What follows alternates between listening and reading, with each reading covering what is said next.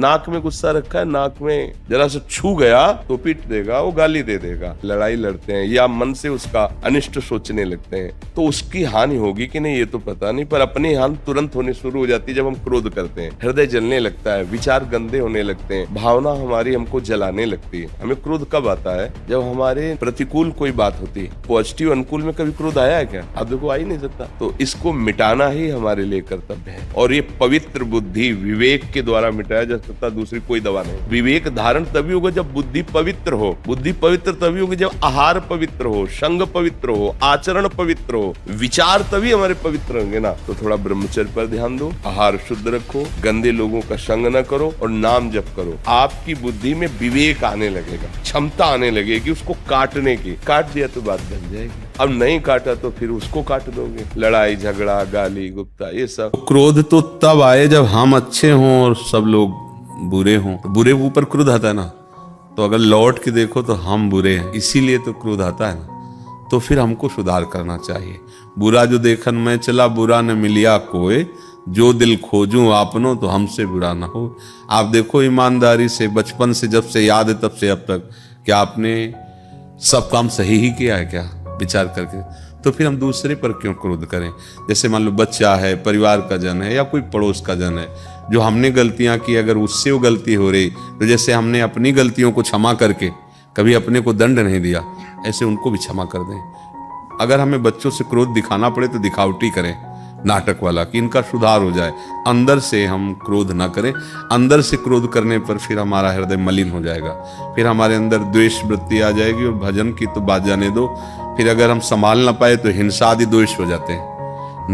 ना हम नहीं चाहते, पर क्रोध आ गया, हमने ऐसा थप्पड़ मारा कि नाक में लगा मर गया, ऐसे हमने झेल दिया, दीवार में लगा मर गया। हिंसा आदि दोष भयानक पैदा हो जाते हैं क्रोध से, और पूज्य जनों का अपमान भी हो जाता है, अपराध भी बन जाता है। क्रोध से कभी किसी को लाभ आज तक मिला नहीं है।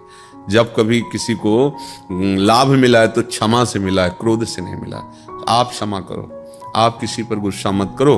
तो बोले अगर हम क्षमा करते रहेंगे तो बढ़ जाएगा और हमें सताएगा। नहीं, वो स्वतंत्र नहीं है, ईश्वर है ना, वो शासक है, वो सब पर शासन करता है। वो अपने आप ऐसी लाइन में पहुंच जाएगा, ठीक हो जाएगा। दोनों में से किसी एक में होंगे तो आप क्रोध पर विजय प्राप्त कर लेंगे।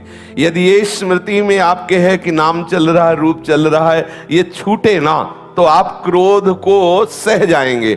और यदि स्मृति चल रही कि सामने वाला जो हमें क्रोध दिलाने की चेष्टा कर रहा है मेरा प्रीतम ही है, तो आप क्रोध पर विजय प्राप्त। और क्रोध का प्रभाव है कि वो स्मृति को नष्ट करता है। अगर ये दोनों प्रकार की स्मृति में चूक हो गई तो फिर बुद्धि हमारी पतित हो जाएगी और हमसे ऐसे आचरण, ऐसी वाणी, ऐसा संकल्प बनने लगेगा जो हमारे साधन भाव को लुप्त कर देगा।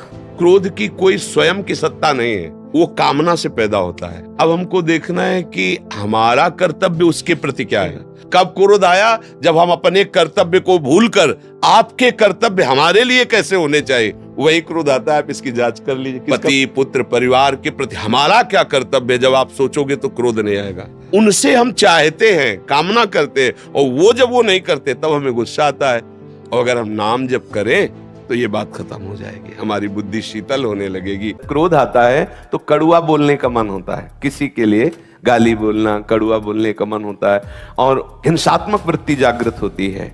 भगवत स्मृति का लोप होने लगता है। क्रोध तभी हावी होगा जब हम भगवत विस्मरण कर देंगे। यदि हम क्रोध के ऊपर गुस्सा करके, तो भगवत याद को भुलाएगा, क्योंकि क्रोध का प्रधान आक्रमण स्मृति पे होता है। यदि ये स्मृति में आपके है कि नाम चल रहा है, रूप चल रहा है, ये छूटे ना तो आप क्रोध को सह जाएंगे। और यदि स्मृति चल रही कि सामने वाला जो हमें क्रोध दिलाने की चेष्टा कर रहा है मेरा प्रीतम ही है, तो आप क्रोध पर विजय प्राप्त। और क्रोध का प्रभाव है कि वो स्मृति को नष्ट करता है। अगर ये दोनों प्रकार की स्मृति में चूक हो गई तो फिर बुद्धि हमारी पतित हो जाएगी और हमसे ऐसे आचरण, ऐसी वाणी, ऐसा संकल्प बनने लगेगा जो हमारे साधन भाव को लुप्त कर देगा, गुप्त कर देगा, हमें आनंद का नाश करने वाली वृत्ति परास्त कर देगी। दोनों में अंतर है। किन्हीं किन्हीं को क्रोध का नाटक करना ही चाहिए। जैसे पिता है, माता है, वो बच्चों को अतिशय दुलार करता है, पर उसे क्रोध का नाटक करना पड़ेगा।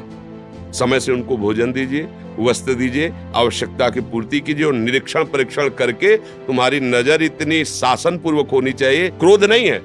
हाँ, इस समय तुम कहां थे, 1 घंटा से गायब थे आप, मतलब जांच होनी चाहिए और लगना चाहिए कि गुस्सा आ रही, पर गुस्सा नहीं होना चाहिए, वो उनके सुधार के लिए है। तो कहीं कहीं क्रोध है नहीं, पर करने का स्वांग करना ही चाहिए। तो माता पिता गुरुजनों के द्वारा ये जो किया जाता है, उनको ध्यान रखना चाहिए कि क्रोध में नहीं आना चाहिए।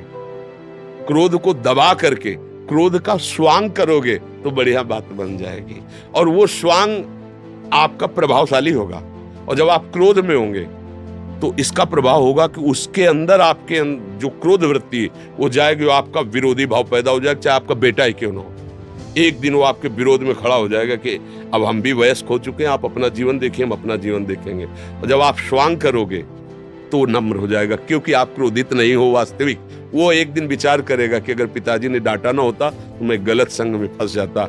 जब गुस्सा आ जाए मौन हो जाता, क्योंकि गुस्सा का पहला काम है गलत बोलना, दुरुक्ति, गाली देना, कटुवचन बोलना, बस वो बढ़ता चला जाएगा। उसको चुप कर दो, मौन कर दो, राधा राधा राधा राधा, क्षमा के द्वारा क्रोध पर शासन करे, क्रोध को सह जाए।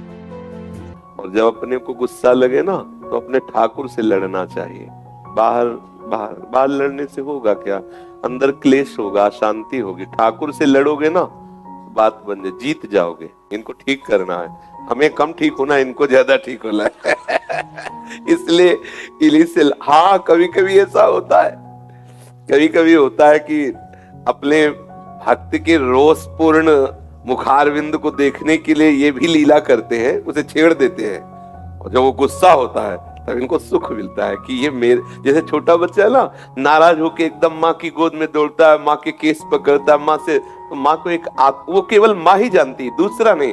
दूसरे के लिए कितना उद्दंड है अपनी माँ से, लेकिन माँ से पूछो उसको एक दुलार लगता है। ऐसे मेरे प्यारे भी हैं, कभी कभी ऐसी छेड़खानी करते। 2 प्रकार से विनय होती है, एक दैन्य होकर और एक होती है अपनेपन से विनय। आपको ऐसा करना ही होगा। आपके होते हुए मेरी ये दुर्दशा में नहीं, क्या ये शरणागति तुम्हारी है? तुम्हारे होते हुए ये काम क्रोधादि मुझे ले जाए, मुझे परास्त कर दें। स्वामी, कैसी शरणागति, कैसा आपका बल। ये हम लड़ें, इनसे लड़ेंगे।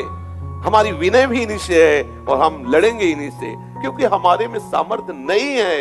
ये विषय जब चाहता है तब मुझे परास्त कर देता है। इसलिए हे स्वामी मेरी रक्षा करो। ऐसा सबको चाहिए, सबको चाहिए। इनसे इतना अपनापन कर लो कि किसी दूसरे से प्रश्न करने की जरूरत ना पड़े, किसी दूसरे से शिकायत करने की जरूरत ना पड़े। इनसे मान करो। ये हमसे मान करते तो हम इनसे मान करेंगे। नहीं बोलते, जाओ, अगर मनाने ना जाए किसी रूप में तो बताना, लेकिन सच्चा अपनापन होना चाहिए। अगर इनके सिवा अपनापन नहीं है तो फिर चूक हो सकती है। अगर केवल ये अपने हैं, आप देख लेना, इनके सिवा कहीं और अपनापन है तो आप फिर थोड़ा इंतजार करना पड़े। और अगर केवल इन्हीं से अपनापन मान कर जाओ तो किसी न किसी रूप में आके आपको मिला, बाबा हो गया, तो और कोई नहीं आया, वही आए हैं, रूप बदल के आए, प्रेरित करके भेजा है और दुलार करेंगे। हो गया, और ठाकुर जी कृपाल है, ठीक कर देंगे, चलो आगे बढ़ो, ऐसा।